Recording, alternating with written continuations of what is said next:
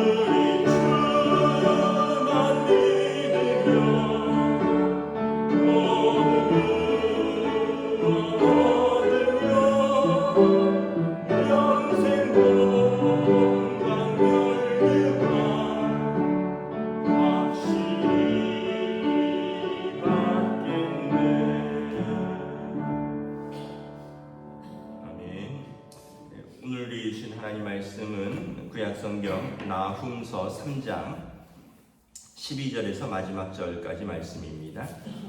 구약성경 나훔 3장 12절에서 마지막 절까지 말씀입니다. 다 찾으신 줄 알고 저 여러분들이 한 절씩 교도하도록 하겠습니다. 나훔 3장 12절부터 마지막 절입니다. 내 모든 산성은 무화과 나무에 처음 익은 열매가 흔들기만 하면 먹는 자의 입에 떨어짐과 같으리라.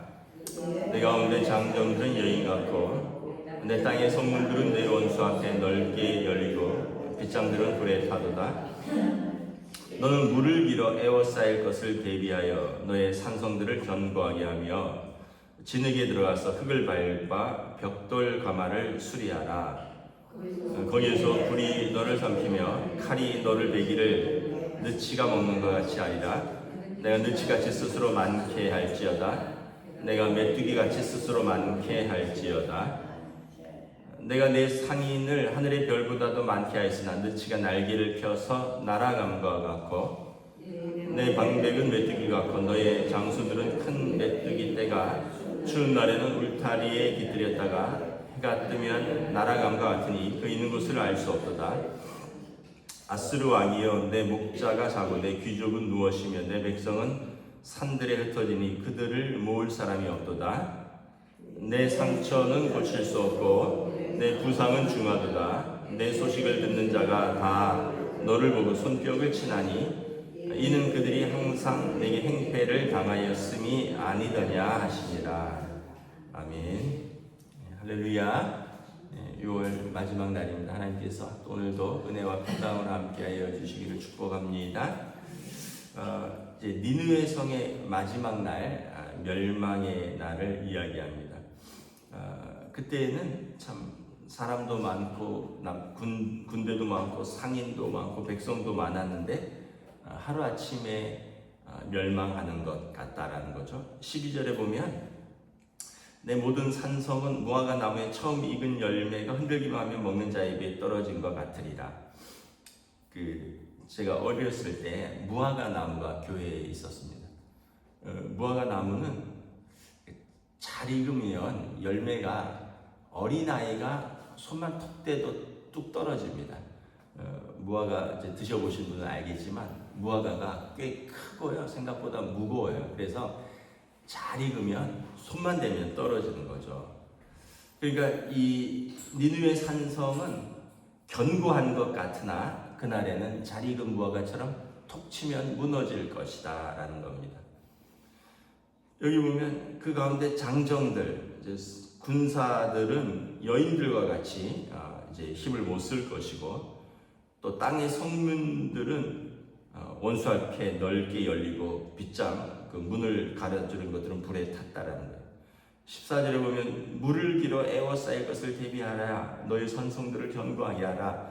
원래 이제 물로 이렇게 성 주변을 둘러싼 그런 방어 체계인데 물길을 막았다가 성문을 열고 물길을 열어서 성을 물에 잠기게 하는 그런데 결국은 이제 자기들의 자랑으로 자기들이 멸망할 것이다.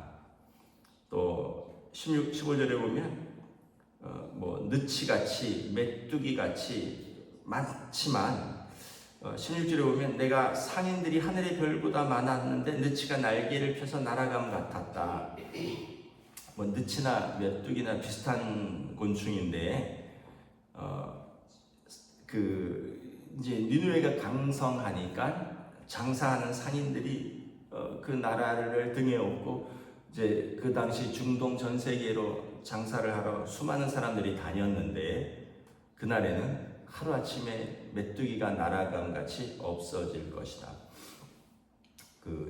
애굽의 10개 재앙 중에 메뚜기 재앙이 있습니다. 메뚜기가 아직 저는 우리나라에서 그렇게 많이 있는 걸 본 적은 없는데 펄벅의 돼지라든가 그런 문학 소설이나 또는 어떤 뉴스 같은 데 보면 메뚜기 떼가 하늘을 새까맣게 뒤덮고 날아와서 이제 이게 순식간에 농작물을 싹 먹고 바람 불면 또 싹 날아가는 그런 이야기들이 나오거든요. 그러니까 그 상인들이 또 방백들이 장수들이 메뚜기 떼처럼 많았다는 거예요. 그런데 지금은 다 흩어지고 날아가서 어디 있는지 모른다라는 것입니다. 그 자랑하던 것들이 한순간에 날아간다라는 거예요. 우리가 여러분 청년들은 젊었을 때 젊음을 자랑하고, 또 어떤 사람들은 지식을 자랑하고, 또 어떤 사람들은 건강을 자랑하고, 어떤 사람들은 물질을 자랑하고, 근데 이게 어느 한순간에 지나가는 것을 볼 수가 있어요. 그러니까 저는 자랑할 건 없었지만 그래도 지금까지는 건강을 자랑했었는데 이제 몇 년 전부터는 건강하다라는 생각을 못해요. 왜냐하면 무슨 탈이 자주 나더라고요. 생전 병원에 가본 적도 없고 약을 먹어본 적도 없는데 최근 몇 년 사이에 정신과 빼고 모든 병원을 다 다녀봤습니다. 그러니까 이게 우리가 자랑할 게 아무것도 없어요. 한순간에 우리 건강도 그렇고 젊음도 그렇고 또 물질도 그렇고 일도 그렇고 자식도 그렇고 내 자랑이고 내 기쁨이 우리가 장담할 수 없는 거죠. 그래서 우리는 그냥 겸손하게 하나님의 은혜를 구하는 사람들입니다. 아수르는 자랑할 게 많았죠. 아주 강대한 제국이었고, 그러니까 그 제국의 힘을 얻고 상인들이 별과 같이 많았고 군사들은 메뚜기 같이 많았다고 했으니까 얼마나 자랑할 게 많았습니까? 근데 한순간에 다 날아간다라는 것입니다. 18절에 아수르 왕이 내 목자가 자고 내 귀족은 누워 쉬며 내 백성은 산들에 흩어지니, 아수르 왕이 모으려고 해도 이제 더 모을 사람들이 없다라는 거예요. 결과적으로 이제 19절에 보면 그들의 망하는 이유를 보여줍니다. 내 상처는 고칠 수 없고 내 부상은 중하고 내 소식을 듣는 자가 너를 치고 너를 보고 손뼉을 친다. 왜냐하면 그들이 내게 행패를 당하였습니다. 넌 악한 자다라는 것입니다. 한때 물론 이제 그 아수르는 하나님의 몽둥이로 쓰인 적이 있어요. 막대기라 그러잖아요. 다윗 언약에 보면 하나님께서 이스라엘에게 내가 범죄하면 내가 너를 사람 채찍과 인생 막대기로 다스리리라.